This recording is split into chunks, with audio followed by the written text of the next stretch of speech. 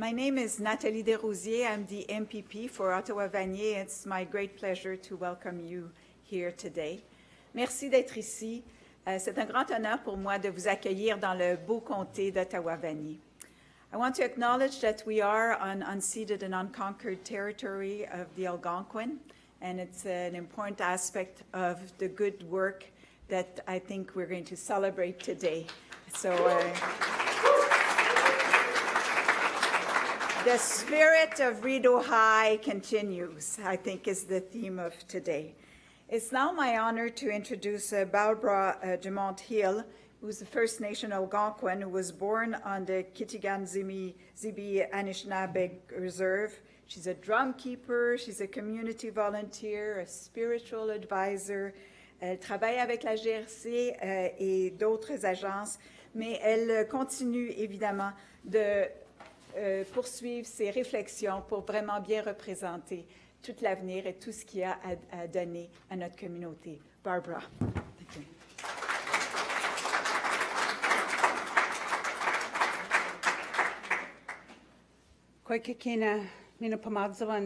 Hello, everyone.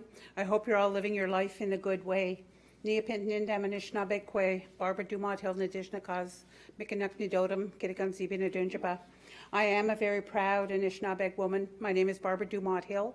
I am Turtle Clan, and I was born on the Kitigan-Zibi Indian Reserve.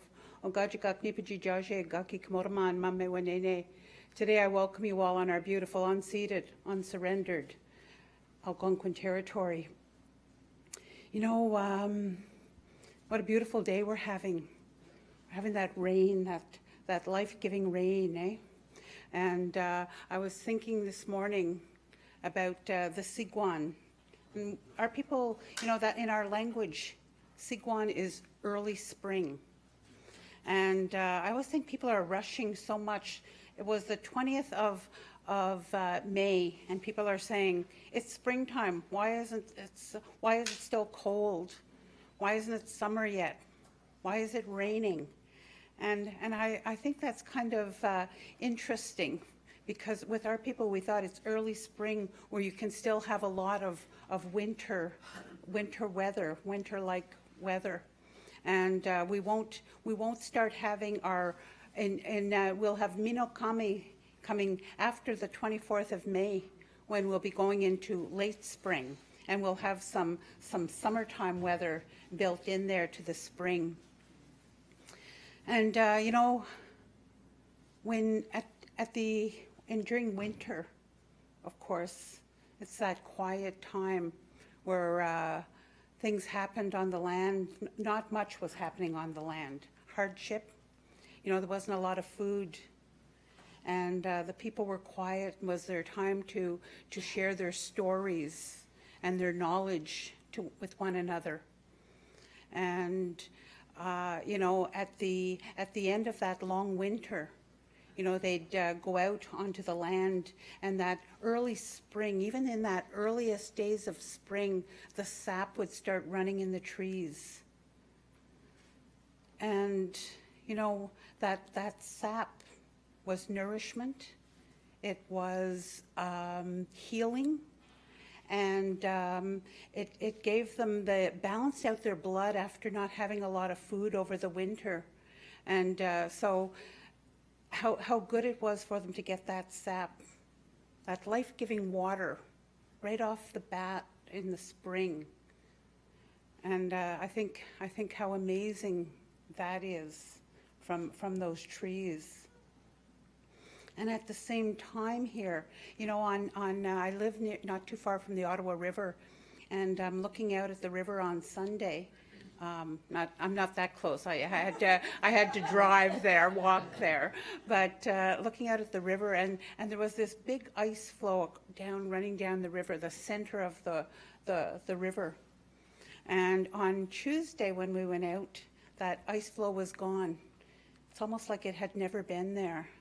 And you know, it just had disappeared, and we won't think about it again till next fall, when we're dreading that season then, because we're always dreading something, it seems, you know.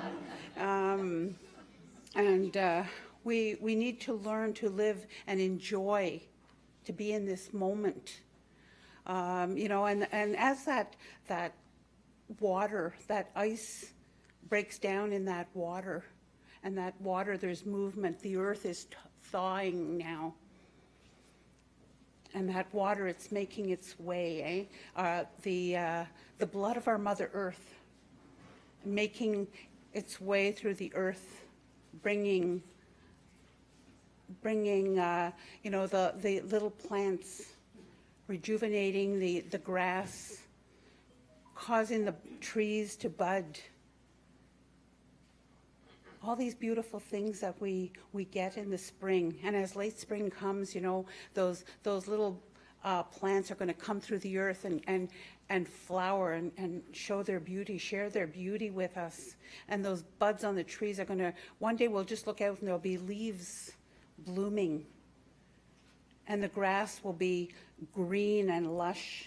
And we'll want to be okay with to go and sit on it and lie in that grass and feel the Mother Earth beneath us.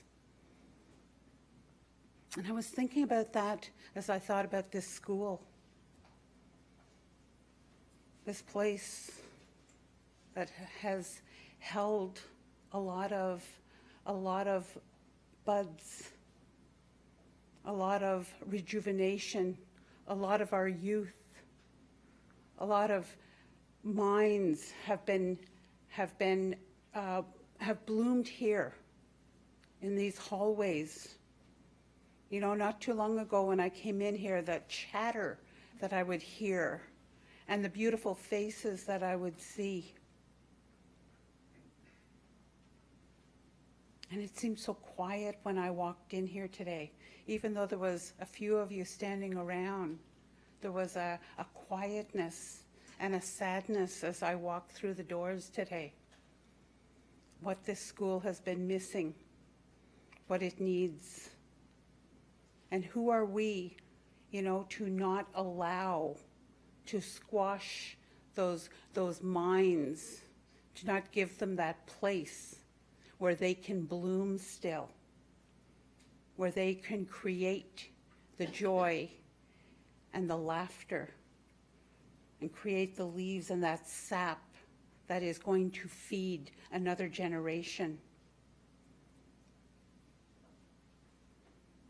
This school is not, it might have gone through its winter time, but it's still in its prime of life, to give hope for diverse cultures, for people who need a place to grow, for the community to share. And just like that spring feeding life into the earth, that's what we will get as this place is used in that good way. You know, when we have something taken away from us, it changes who we are. Some of us will never get back what was taken away. And I think how sad that is. Sad for old ladies like me. But we don't want our youth to have anything more taken away from them. We want them to be given every possible opportunity. We want everyone to stand up and say they deserve, they need, and they are going to have. That nothing is going to be taken away from anyone, any youthful mind again. We all can work for this. We have responsibility to be better, to do better, to create change for every young person in this area, every young person who walked through this school at any time. We want to give them that hope. I would like to start your day. That wasn't my beginning. I just want to, I want you to start in a good way. And I'd like to say a prayer that was said here on this territory, all across Great Turtle Island, for thousands of years. You know, and it's so important to hear the way we pray, the way we prayed a prayer that was taken away from us for a long time. And it's very important to have that prayer brought back, because somebody thought we were pagan. And I say, if that is the case, I always tell people I am a born-again pagan today. So I'm very grateful for everyone gathered here today in this circle together.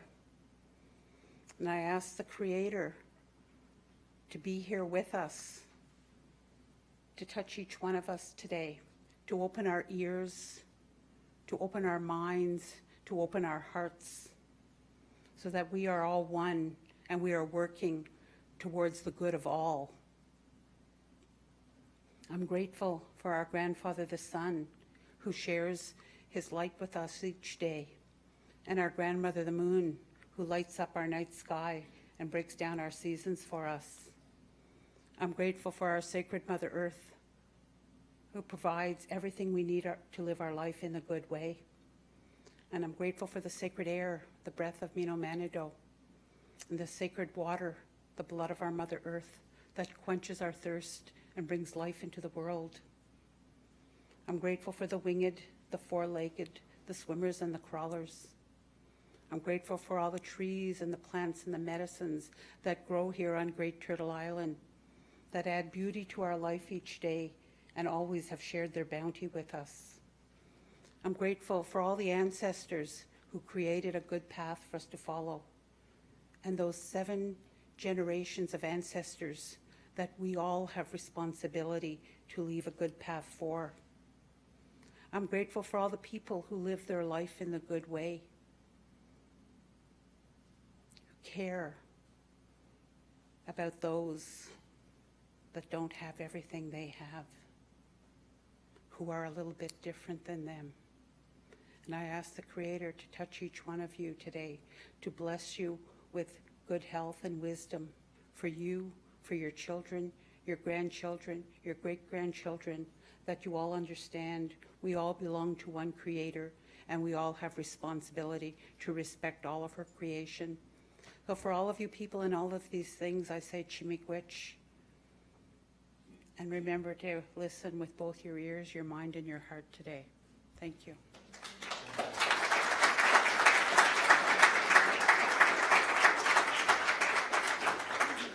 Oh, miigwech, Barbara, for such a beautiful prayer that really sets up so beautifully the moment that we are sharing today. Merci beaucoup. So I just want to acknowledge that my colleague Bob Chiarelli, the Minister of Infrastructure, is here, and he's going to be addressing you shortly. I think I've seen also Toby Nussbaum, who's the councillor, and here, and Mathieu Fleury as well. Sorry, I didn't see you right away. So I just want to welcome them on this great occasion that we celebrate today. So I just want to also invite Shirley Seward, the chair of the board of the Ottawa-Carleton District School Board, to deliver some remarks. We're really eager to hear you. Thank you.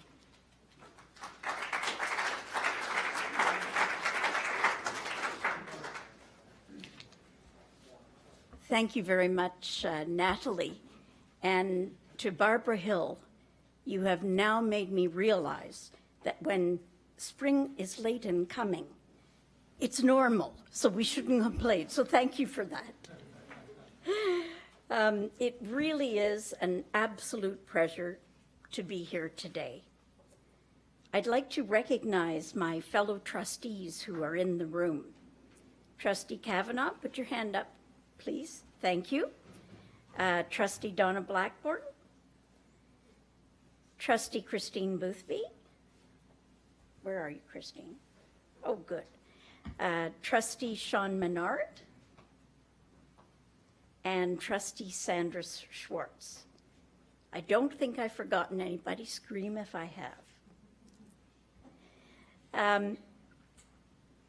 When our district made the very, very difficult decision to close Rideau High School, For many of us, we did so because we believe all students deserved rich programming, and we were confident that the very special Rideau students would be welcomed and would excel at their new school, Gloucester High School. They did, and they are. From time to time, we visit Gloucester, and we see how they are in the halls. We see how they have made new friends as the two communities come together. But it was very, very hard. And so it was not a decision taken lightly. We were thinking of the students first. We were also very encouraged by the advocacy. That's not mine, I hope. Is it? Oh dear, that's embarrassing. Could you turn it off, please?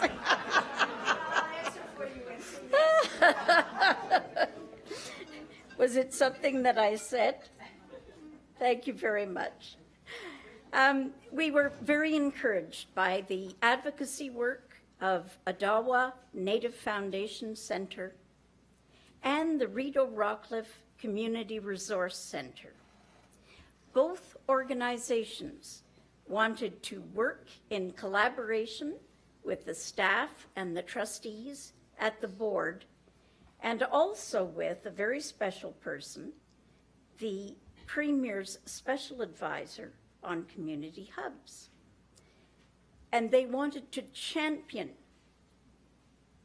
the idea of a community hub being located here at Rideau High School. In fact, what is interesting to show how resilient this community is that we had our very first meeting about the community hub at Rideau 1 month after the closure of the high school. Barbara, you mentioned we have to welcome change, and you mentioned that there was a winter for Rideau High School, but it is blooming into something new and exciting. The dream is and was and will be, until it's fully established, to bring together social, economic, health, community organizations, youth, and elders together in one physical location. And today we stand here in anticipation of what the future holds. Minister Chiarelli played an extremely important role in this as the Minister of Infrastructure, but also as an individual that many of us in this room have known for decades. I met Bob, I can call him Bob now, because I'm old enough and he's old enough. I met Bob when I was a very young woman, and he encouraged me to be as active as I could in Canada. I had returned from international work. I wanted to work in Canada. And he encouraged me. And no matter what position Bob Chiarelli has had over the decades, and he has had many, he has cared very, very deeply about community and about public education. So it's a very great honor to welcome the person who does so much for this large community and continues to do so without any break. So let us hear now from Minister Bob Chiarelli.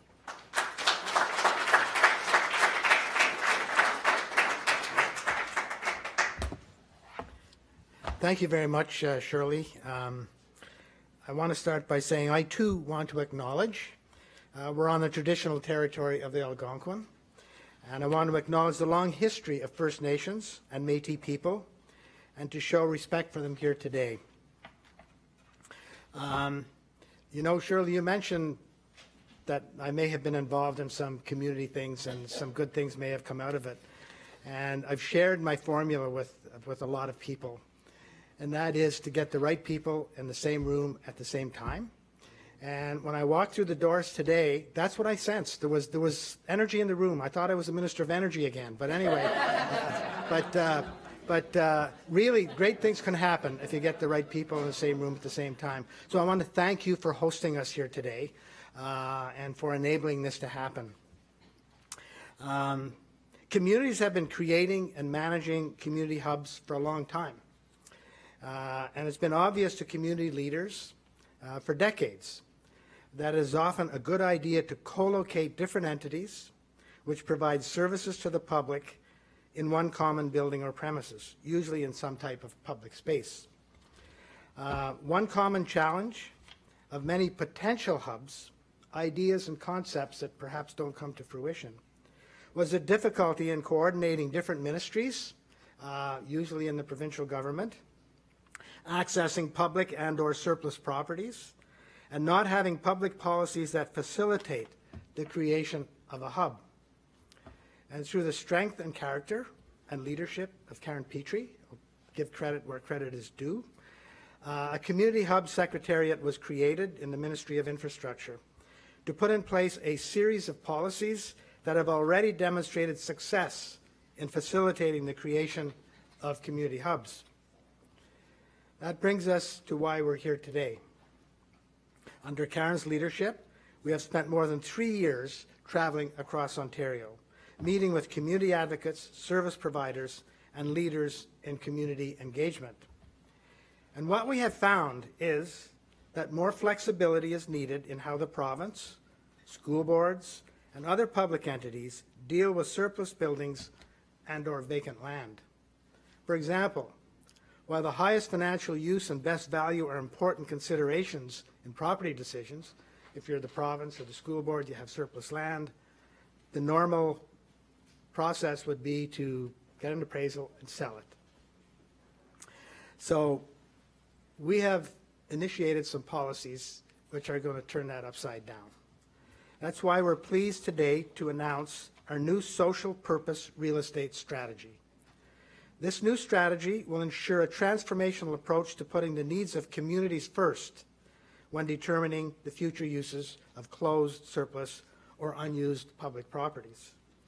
The strategy embeds community needs in government decision-making on the disposition, acquisition, and use of public properties, including supporting the reuse of properties declared surplus by school boards and hospitals, for example.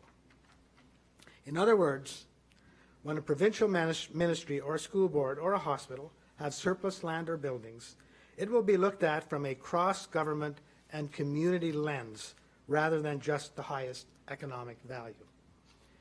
An internal committee of deputy ministers at the provincial level will assess whether a social purpose through creation of a hub or making surplus land available for social housing, for example, would be a better use of surplus building or land. And that's what's being proposed for Rideau High School, and it's an excellent example of our new social purpose real estate strategy. It's fitting for us. That's good, thank you. It's fitting for us to be here today at the former Rideau High School. This site tells a story of hope and community leadership. The community hub proposed by Rideau Rockcliffe Community Centre and Ottawa Native Friendship Centre will breathe new life into this space. A right, good, healthy spring. It's a true partnership. Programs to be offered here will include urban Indigenous healthy living, community services, and the food bank. So thank you to Rideau Rockcliffe Community Centre and Ottawa Native Friendship Centre for your exceptional leadership and determination in envisioning a community hub at this site. And thank you to the Ottawa Carleton Public School Board for participating in this initiative. This is new for a school board to be looking at this, and I want to compliment you on your innovation and your openness in meeting this type of opportunity. I was going to say challenge, but it's an opportunity more than it's a challenge. As announced in January, the Rideau Rockcliffe Community Centre and Ottawa Native Friendship Centre are one of 4 recipients that received help from the government through another new policy called the Surplus Property Transition Initiative. Sounds complicated, but it's not. Under this program, the ministry will cover all operating and maintenance costs of the property, in this case, of the school board, to allow the hub proponents to put together a partnership and a viable business plan. Very frequently, there's a property that's available, owned by a school board or a hospital or even some other entity, and there's an issue. To create a hub takes time. You got to build partnership, you got to do a business plan, etc. And so there's always a problem of carrying an empty building and whoever owns it having to cover the cost for it. So this program allows us to cover the costs of the building while this hub is being created and as it was envisaged. So, thank you. And this program was recently enhanced to allow proponents with a viable business plan to apply for financial assistance to bridge the gap when acquiring the property so it can be put back into public use. There are many examples of innovative hubs across the province, and it's really exciting to be part of this movement. I mean, we recall about a year ago when we had the session where we invited community leaders from across the province to come together. And it was really quite interesting and exciting because they all came because they knew that they could make something better out of their communities. And thanks to Karen's leadership again, we were able to move it through the process so we could take the feedback we had to start implementing programs that made sense. So community hubs have cropped up all across Ontario, and you don't have to look far to see some strong examples in our very own local communities. The collaboration between the Carlington Community Health Centre and Ottawa Community Housing is helping to deliver affordable housing for seniors, primary medical care, and support services. It took a lot of patience, a lot of determination to make that happen. And the leaders who are trying to pull that hub together were determined and patient, and they made it happen. And so it's that type of determination that's needed in almost every hub creation. And working with partners from all levels of government and the community, CMFO is working to complete a hub that will increase access to much-needed French language services in Ottawa West. In that case, a lot of patience was required. It initiated about 4 or 5 years ago, and it was up, open again, up and down all over the map. And finally, people who were involved in it said it's going to work, and they had the determination to actually make it work. And so we're very, very pleased to see that happen. In addition to the social purpose real estate strategy and the Surplus Property Transition Initiative, we're also launching the new facilitation program. This new application-based program may provide funding to community groups to hire facilitators that will support their community hub development projects. A lot of times you need to build a business plan, you need architectural advice, etc. And so what this does is it's an application-based. You have the possibility of receiving some funding to hire a professional who can help you with the facilitation and the professional work that needs to be done. Community hubs isn't about one policy, one place, or one service. It's about putting in place a spectrum of supports, the ones that I outlined, so that community leaders have the tools they need to create local success. Launched almost a year ago at our groundbreaking stakeholder summit, which I mentioned, www.communityhubsontario.ca offers free resources on community hub development, including webinar training sessions, an advanced mapping tool, resource exchange opportunities, and many other tools. And so, with those few words, it is now my pleasure to introduce Karen Pitre. I'll say a word or two about Karen, in addition to what I've already said. Karen was appointed Special Advisor to the Premier on Community Hubs in 2015.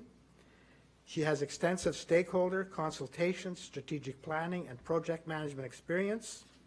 She and the team within our ministry have been key to moving forward with these whole-of-government changes designed to get public spaces into active reuse more quickly for the benefit of the community. And she has had a lot of patience, believe me, to move these policies through government and to say, you know what, we're not just going to sell the property and put the money in the bank. We're going to take the long way around to make some good things happen for the community. So one by one, these policies were adopted over a period of time. I know because I was in Treasury Board, and I saw it evolving, and I was often in meetings with Karen. So Karen, take it away. It's all yours.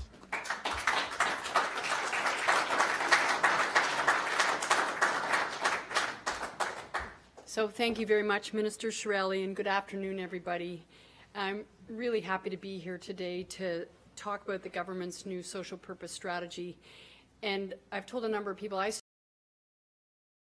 15, and I've said, you know, the Premier and I, we talked about this, and on the Friday of March break, there was a press release that said, you know, I would be doing this, and since we didn't really know what this was, it was quite good that it was just a Friday of March break. I heard from everywhere, from all across the province, from every sector about this conversation, and it was a bit daunting on Monday morning. I thought, oh my gosh, I have no idea what we're doing, and everybody wants to have a conversation. So it's been an amazing journey, and I think we heard loud and clear from the stakeholders. We put together this action plan and in a strategic framework and action plan with 27 recommendations, some of which are really hard. And I call it moving the mothership, which is how do we move the government to do what community wants, which is always somewhat disconnected. And one of the major areas that people had talked about was property, and how we deal with property, and how we just get rid of it, and we don't even think about what the needs of the community are when we do that. But we wouldn't be here today if we didn't have the efforts of Minister Chiarelli. So he, you know, yes, we were chipping away at it, but until we actually had the Minister of Infrastructure with the weight of that behind us to move what I call the mothership, probably one of the hardest pieces of work on this file has been social purpose real estate. And you can appreciate there's a whole number of people in the government that think we should sell, high value, don't worry about community, we just need the money. So to be able to turn people around and understand the value proposition that you understand, that we need this for community, has been really, really challenging. So a huge shout out to the Minister, because I think it's the only reason we are here is because he understood that, and having been in the communities like this has made that a huge accomplishment. So I would say to you, and we did have a summit a year ago, and we sort of laughed because we, again, didn't really have an agenda, and we put out that we would have this, and immediately we had 500 people sign up and say, we're coming. And we said, okay, now we really need to figure out what we're going to talk about. But there's a number of people in the room here today that were at that summit, and I want to give a shout out to the Friends of Rideau, as well as the school board officials and Nathalie, who actually in many ways were part of that groundswell that really helped us move the mountain, because without communities really pushing for this work, it made it more difficult. But to be able to see the groundswell of people that actually rallied behind that was really quite remarkable. And I know it's in your passion and in your heart, and it's all coming together. But without the community groundswell, again, we would not be able to do that. So as I mentioned, we put out a progress report, second progress report actually, where we sort of looked at 60 different community hubs from across the province. And one of the things that drives government crazy is we don't define a community hub. And if you know government, they like to define it, put it in a box, this isn't, you know, and we need to define it. But what we've been managed to convince people is that actually it's more of a program delivery. It's an integrated service delivery model to meet the needs of local communities. So it could be health, justice, library, friendship center, community service, you name it. And what we have found is people do name it, and we have all kinds of examples where people want to be a hub, but we really know that it's bringing services together to meet the needs of the communities they serve. So in addition to the excellent community hubs example that we talk about today and the Minister mentioned in Ottawa, I just wanted to give you a few other examples to tell you the kind of work that's happening across the province, and we're hoping that these kind of projects actually, we learn from them and we actually do more of them. But a couple of examples where we're looking at repurposing school properties in partnership with communities. So in Hamilton, Dewa Dede Denes, and I think I have that right, is an Aboriginal health centre which will be repurposing a former elementary school into a community hub. It involves community partners, school board, municipal, community foundations, all working together for the common good. And that is tricky. As you say, having the right people in the right room at the right time is the first step, but then actually working through all those things. This hub plans to offer Indigenous and non-Indigenous services, including culturally safe healthcare, recreation, wellness programming, early years childhood, and family support. So the city of Hamilton has a very large and active urban Indigenous population, and it's located near the Mississaugas of the New Credit First Nations and the Six Nations of the Grand River Reserve, the most populous Indigenous reserve in Canada. So the ability to develop a culturally appropriate one-stop shop in this area responds directly to the needs in their community. Another example in Grey County, again, municipality is repurposing the Sydenham Community Elementary School to develop a regional skills training center and an innovation community hub. So again, completely different and different partnerships. It's going to focus on skills training, and it will be linked to the regional secondary schools. It'll support the goals of Employment Ontario, Ontario Works, as well as the regional partners. And it was really based on the Premier's highly skilled workforce expert panel, which is building the workplace of tomorrow. So one last example where we're using school board property is in North Bay. And again, it's the District of the Nipissing Social Service Administration Board, so the DSAB, which is leading the development of an early years and childcare community hub. And it's in a public school, which will address the lack of early years and licensed childcare programming that are currently available for Indigenous families within the Nipissing District. It will again provide Indigenous cultural, linguistic, and family-oriented programs and service in a culturally safe environment. The local elders and Indigenous partners will support programming and services in the hub to meet the diverse needs of the Indigenous community. So those are three examples of the program that we talked about earlier, that is the Surplus Property Transition Initiative, which allows the school board to work with its community partners to not sell the property, to hold on to it while we develop and nurture these hubs in these public assets. So in addition to these locally driven programs, the province has moved forward in supporting community reuse of public spaces in a couple of other ways. The province has acquired 2 public schools in Toronto to ensure that children's autistic and family support services are maintained in their community. These would have, again, had we not had the program in place, school board needs to sell the property, and we've actually taken them on to make sure those services are continued. And in a slightly different model, which represents the the social purpose real estate, Ontario's Fair Housing Plan, where the province is creating more than 2,000 rental and affordable units, is leveraging the value of that provincial land to develop new rental and affordable housing units in Toronto. So these will pave the way for stronger neighborhoods by allowing that market and affordable rental housing on property that, again, under the former regime would have just been sold to get the maximum value. So you can see why we don't define our community hubs. Could be childcare, health, skills training. Really the important ingredient in all of this is what is it in the community that we need. So I would have to say to you that are starting down this journey, it's not easy work, and I think you're right. We have to celebrate each step along the way, because I'm sure there will be moments where we think this is a lot of work.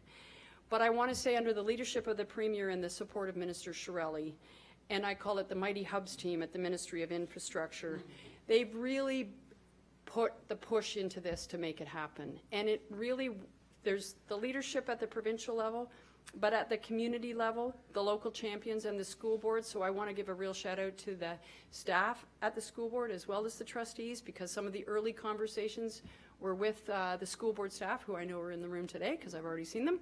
And we sat down and talked about how this could work, because they were very interested in supporting this going forward. And having a willing partner, obviously, is an important ingredient. And we know there will be challenges and we have to overcome them, but where there's the power of positive thinking, I really do believe that we can do this, and we will continue to learn from you. And I always say that if it's not working, tell us. We have our lovely Hubs team at the back that are going to actually make sure that we work through all those issues. So I think it's really important to understand that we're in new uncharted territory, and when you say the rules don't work, we just need to know what those rules are, and we'll try and figure out how we're going to fix them. Not a guarantee that we can, but at least we'll know they're not working. So we're really excited at the progress that's been made in the 3 years on the Community Hubs initiatives. We continue to remove barriers, build community capacity, and really enhance the local planning to support the local champions that are in the room today, and to make it much easier to develop and strengthen the community hubs in Ontario. So we look forward to continuing these. The second intake of that surplus property transition, they're all going to be looking at these examples and say, how do we do that? So we'll make sure we shine a light on that. And the new facilitation services program, where people have told us they need help. So we appreciate all the work that you've done to get us to this point in the community, and we look forward to working with you to make sure it is successful and help you along the way. So thank you very much.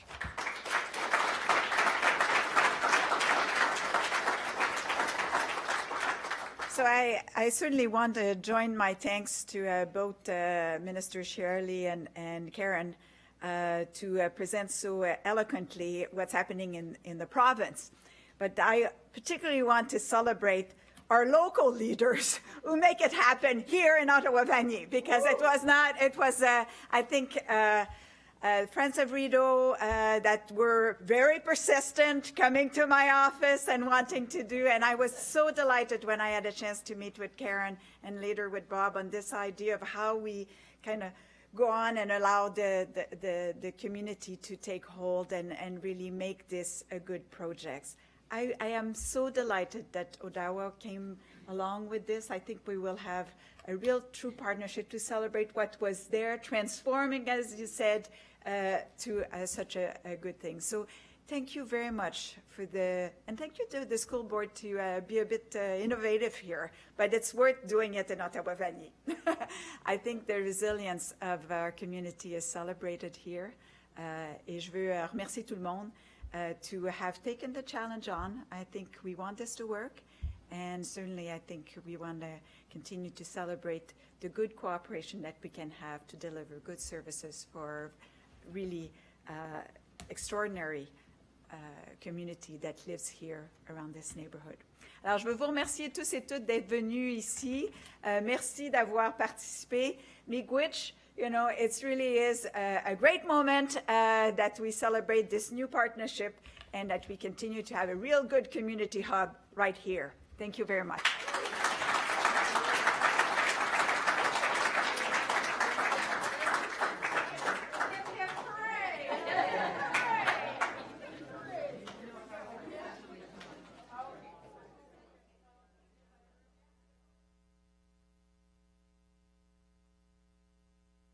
That's okay.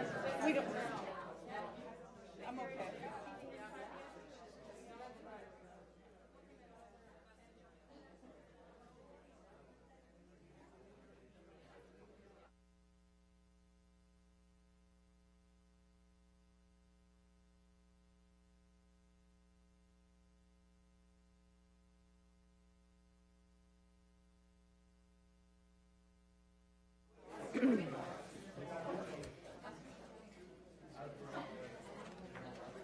It's, sorry.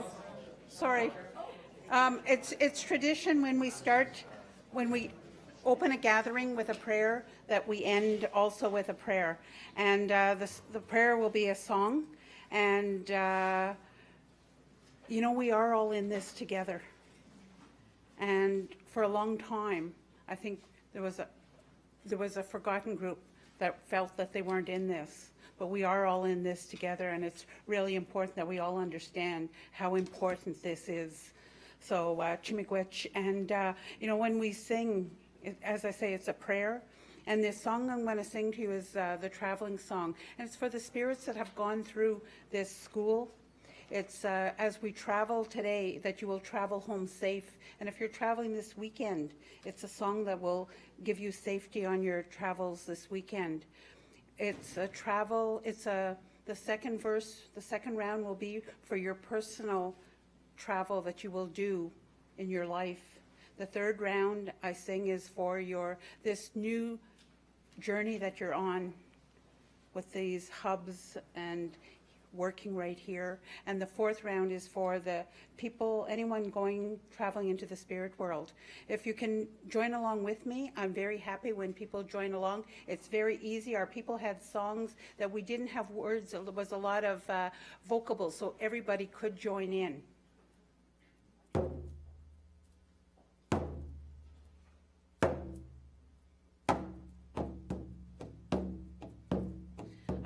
I just want to say one more thing before I start. You know that it's that heartbeat. We don't know why we like drumming, but it's the first sound we ever hear in our lives is our mother's heartbeat. And so we feel good, we were protected and safe, and that's the way we all need to be, all the way our youth need to be, is protected and safe.